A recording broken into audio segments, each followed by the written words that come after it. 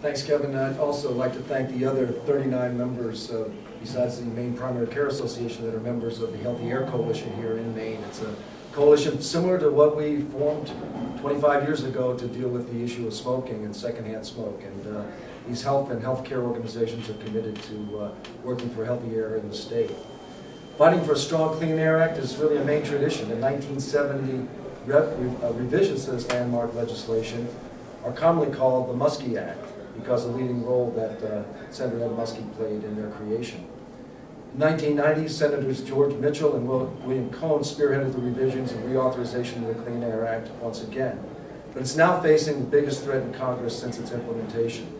There are many who want to weaken the law and its ability to protect us from unhealthy air pollution. We'll be watching carefully in the weeks and months to come as legislation to weaken and delay standards for mercury, carbon, and ozone come before Congress.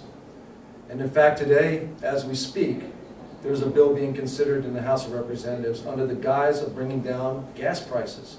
But it's really just a backdoor attempt to gut the Clean Air Act and harm children's health.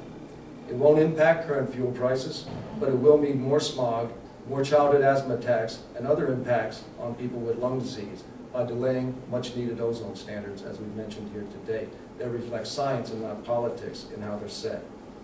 And finally, you've heard us mention a number of times this morning the important role that our two senators play.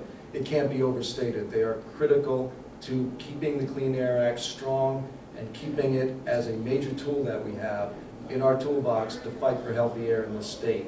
So we'll be looking forward to continuing to work with them as we move to make unhealthy air in Maine a thing of the past. Thank you, and I'd be happy to take any questions or have them directed to anyone else here.